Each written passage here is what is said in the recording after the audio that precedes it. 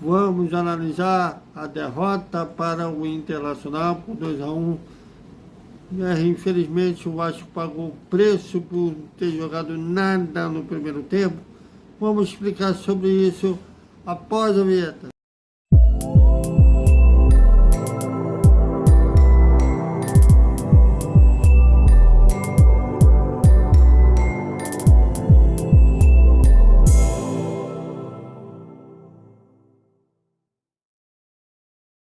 Salve, galera do Vasco. Vamos tomar um café para nos acalmar.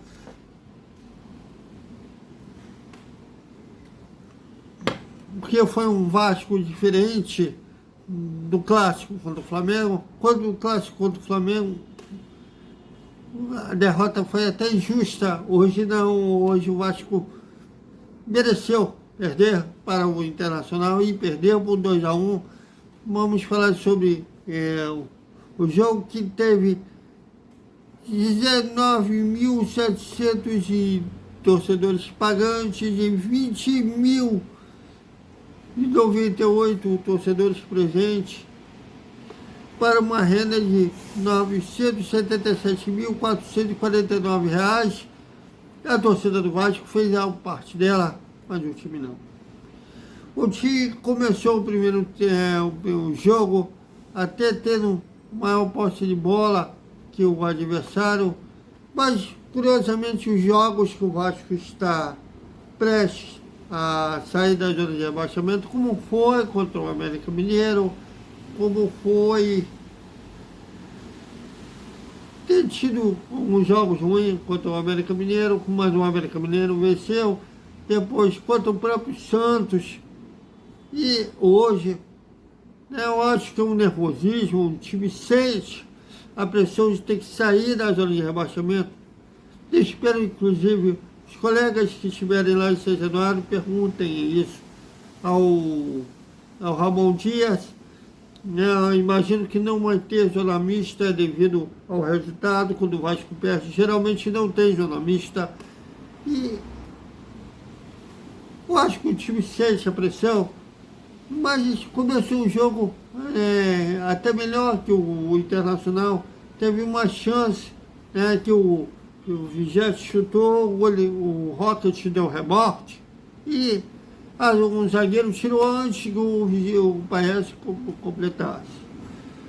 Mas depois daquele, a zaga dormiu e levou o gol do Maurício. Nisso, o Vasco sentiu muito gol que praticamente não passou do meio de campo, que errava na passe na transição da defesa para o ataque.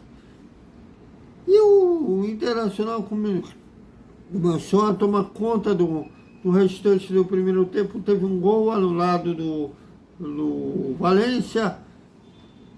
Mas não seria exagero se o Inter tivesse ido para o intervalo vencendo, aliás, de 2-0.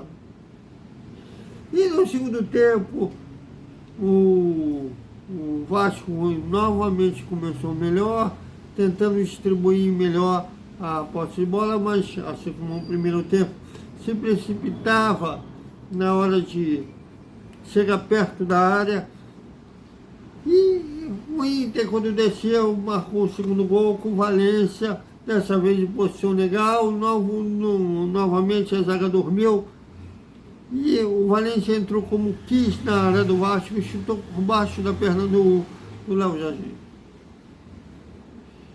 Aí houve alterações, você vê que o time foi bem mal montado para essa temporada. O Ramon Dias olha para o banco de reserva, você vê que ele não tem opções se ele querer fazer uma coisa diferente. Não tem peças que dê a ele opções de querer mudar um esquema, tentar uma coisa diferente para surpreender o adversário. O Ramon Dias não tem esses jogadores para mudar o panorama da partida, mas tentou colocar o Alex Teixeira, que é um jogador nunca foi veloz, mas é um jogador experiente, né, que poderia melhorar o setor ofensivo do Vasco. Inclusive foi ele que marcou o gol do Vasco de cabeça. Mas aí o Vasco perdeu duas peças importantes. O Paulinho Paulo já estava descontrolado, tomou um amarelo de bobeira, inclusive. E depois, quando foi tentar roubar uma bola, pegou com uma força um pouco excessiva, e como já tinha amarelo, foi expulso. Um homem a menos já complica, e o Vasco naquela precipitação de cruzando na intermediária. Isso ainda constava com 11 jogadores, já estava com esse problema de cruzamento sem efeito prático. Eles já nem chegam ao fundo, querem cruzar na intermediária, e isso facilitava a defesa do Internacional. Apesar do gol do Alex Teixeira de cabeça não ter sido um cruzamento bem, não foi bem na linha de fundo. E o Eric Marques, que entrou a fim de dar velocidade nas pontas vascaínas, também levou um amarelo de bobeira. E na hora que ele tentou tirar rápido de Paula para tentar armar um contra-ataque, pegou na perna do cara, e como já tinha amarelo, foi expulso. Aí com 2 a menos aí complica qualquer tipo de reação. De qualquer forma, o time do Internacional é um time bem superior ao Vasco. Um time no Inter, um time titular do Inter, um bom time titular. O problema deles é que eles não têm peça de reposição no banco de reservas para mudar o panorama da partida. Foi isso que, inclusive, pecou a eles na semifinal contra o Fluminense da Libertadores. O Inter ainda está brigando para não cair. Eles estão brigando para não cair ainda porque estavam priorizando a Libertadores e depois sentiram a eliminação. Mas time por time, o Internacional não tem time para estar brigando para não cair. E isso ficou muito claro hoje, a diferença de planejamento e de montagem da equipe. O Vasco não tem sequer um time que a gente possa dizer bom titular. Tem um time que tem algumas peças boas, o Paé, o Vigete, o Paulinho Paula, que foi uma grata surpresa, o Praxedes. Mas não é um time que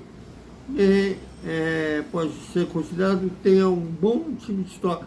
Tanto que tem peças que o Vasco praticamente não tem quem seja confiável. A lateral direita, por exemplo, o Paulo Henrique agora que está começando a ganhar um pouquinho mais de confiança, mas ainda não podemos dizer que é um lateral dos sonhos, que a gente gostaria de ver, aquele que chega bem ao apoio e seja bom defensivamente. Tanto é que ele foi substituído pelo Mita depois, na tentativa de colocar mais força ofensiva no lado direito. E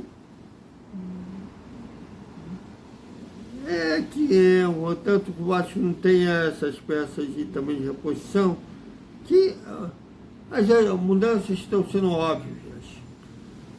Mas serviu, pelo menos, se for para ver o lado positivo, o Ramon vendo que o Alex Teixeira pode ser útil a ele em determinadas situações, como, por exemplo, hoje, que o Vasco precisava de uma força ofensiva maior.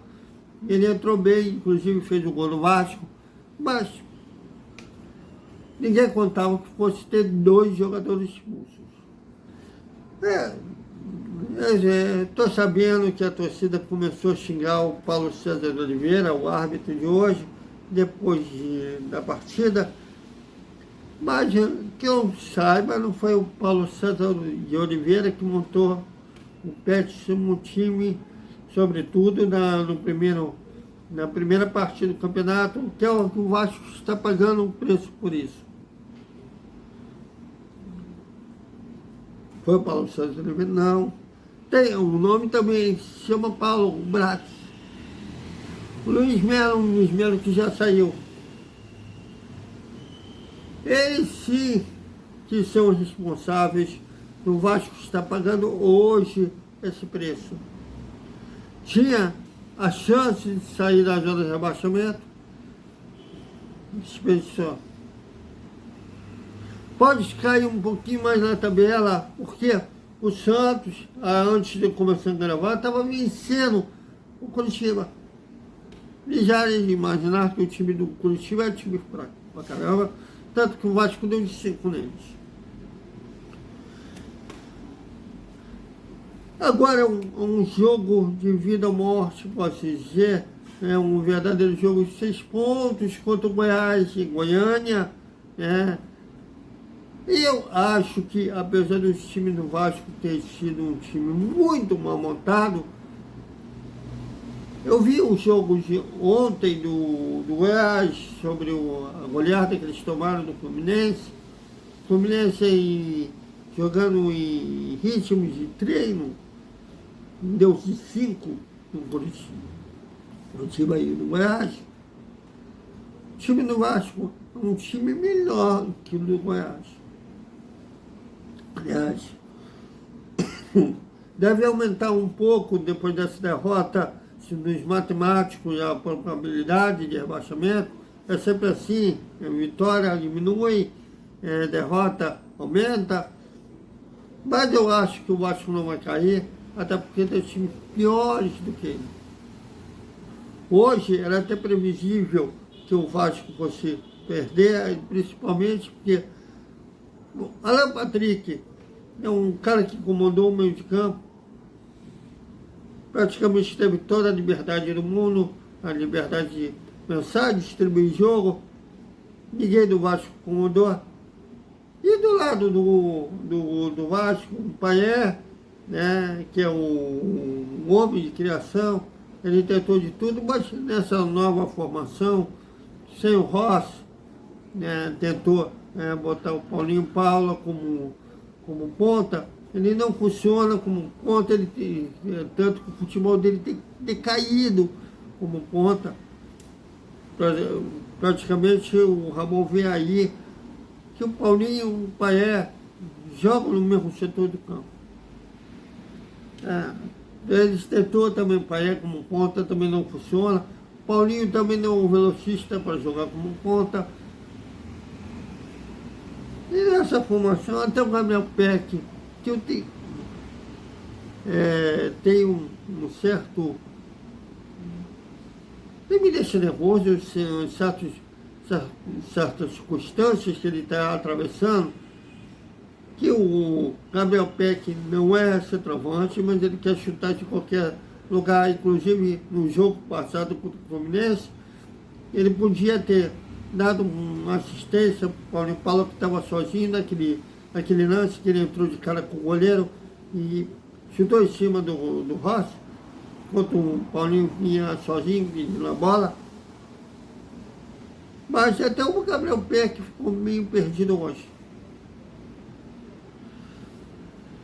O que a gente pode esperar é que o Rossi voltando, o Marlon Gomes voltando, as peças que estavam se encaixando volte ao lugar das, né? No caso, Paulinho no meio de campo.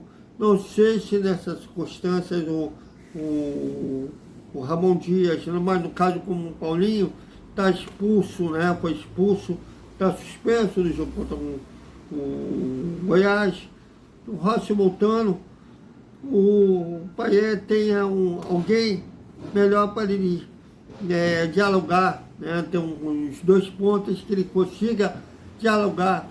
No caso aí o Peck pela esquerda, o Rossi se voltar pela direita, que era Os melhores momentos do Vasco nesse Campeonato Brasileiro foi assim nessas peças, nos lugares bem distribuídos, e que quando perde uma peça, o time se desmonta, né, fica totalmente perdido a atuação de hoje contra o Internacional, que diga. Então é isso, galera. Eu deixo parabenizar os 20.098 guerreiros que foram lá em São Januário, inclusive eu vendo aqui que choveu lá em São Cristóvão, verdadeiros raçudos. Mas a gente não pode deixar o time ainda, não pode deixar o time sem nosso apoio. Faltam ainda nove finais, inclusive domingo tem um jogo de 6 pontos, pode dizer, que é o Goiás. Dependendo quanto terminar o jogo do Santos, acredito que o Santos vai vencer o Curitiba, mas dependendo se vencer o Goiás, dependendo dos outros jogos da rodada, eu acho que sai da zona de abaixamento. Então, é fundamental ter um adversário direto, domingo. O Vasco está se complicando. Então é isso, galera. Até depois, não vamos repercutir a coletiva que o Ramon Dias disse na coletiva lá em São Januário. E também amanhã a gente vai fazer um boa noite com o melhor da sexta-feira do Vasco. Até mais.